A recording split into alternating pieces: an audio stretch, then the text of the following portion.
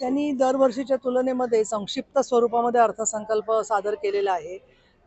परंतु अगदी महत्त्वाचं आणि ज्याच्यावर आज सगळ्यांचं लक्ष वेधले गेलेलं आहे ते म्हणजे कुठली निवडणूक समोर नसताना ज्याची टीका केली जाते की लोकांना प्रलोभनं, परंतु पंतप्रधान नरेंद्रजी मोदी यांच्या नेतृत्वाखालच्या सरकारने निर्मला सीतारामन यांनी अर्थमंत्री या नात्याने 12 लाखापर्यंतचं उत्पन्न करमुक्त केलेलं आहे.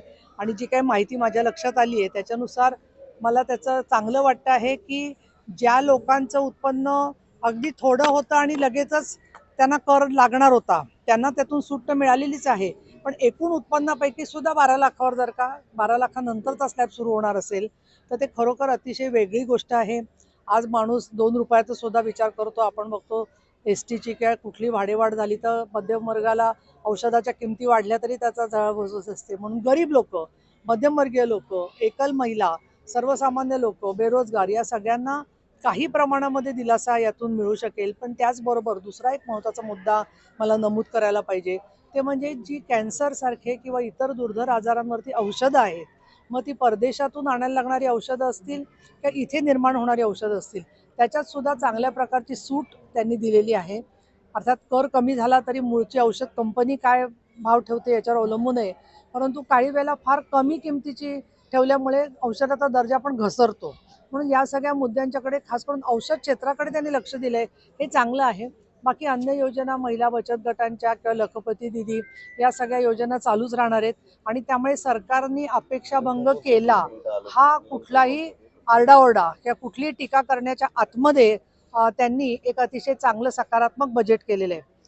इथे मला मुद्दाम उल्लेख करायला पाहिजे की ज्यावेळेला महिला राजकारणामध्ये महत्त्वाच्या जबाबदाऱ्या निभावतात तर निर्मला सीतारामन यांनी ती अतिशय कौशल्याने जबाबदारी निभावलेली आहे. सन्माननीय आपल्या राष्ट्राध्यक्ष द्रौपदी मुर्मू यांच्या कालच्या भाषणावरती सुद्धा एक अतिशय म्हणजे ज्याला आपण म्हणू आक्षेपार्ह अशा प्रकारची टीका, हे आपण त्यांना सर्वोच्च नेत्या म्हणून अनेक वर्ष मान दिला होता त्या सोनियाजी गांधी यांनी मात्र गरीब बेचारी महिला थक गई अशा पद्धतीचे उल्लेख केले. हे काही बरोबर नाही आहे. त्या काही थकल्या वगैरे काही नाही आहेत.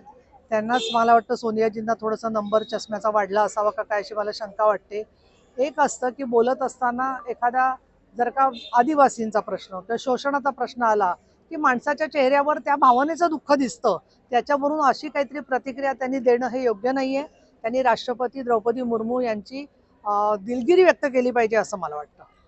महाराष्ट्रासाठी ज्या काही तरतुदी केल्या त्याबद्दल समाधानी. प्रत्येक राज्यांच्या मध्ये त्यांनी एक अजून वैशिष्ट्य की शहरी विकासासाठी त्यांनी केलेलं आहे. अर्थात शहरी विकासासाठी निधी दिलाच जात होता, परंतु आज बघतोय आपण की शहरीकरण फार वेगाने होतंय. आणि महाराष्ट्राला पायाभूत सुविधा दिल्यामुळे 2014 पासून ते 2019 पर्यंत आणि 2019 पासून ते 2024 पर्यंत या 10 वर्षामध्ये आपल्याला शहराचा चेहरा बदललेला दिसतोय. मग पुण्यामध्ये चांदणी चौक असेल, मेट्रो असेल किंवा मुंबईमध्ये अटल सेतू असेल, मुंबई पुणे मिसिंग लिंक त्याच्या संदर्भातली भूमिका असेल, समृद्धी महामार्ग असेल, प्रत्येक शहरामध्ये दळणवळणाच्या सुविधांबरोबर हॉस्पिटल्सची सुद्धा व्यवस्था केली जाते. आणि मला असं वाटतं की पायाभूत सुविधा वाढल्यामुळे लोकांचे प्रश्न सोडवणं सोपं होऊ शकेल. धन्यवाद. धन्यवाद.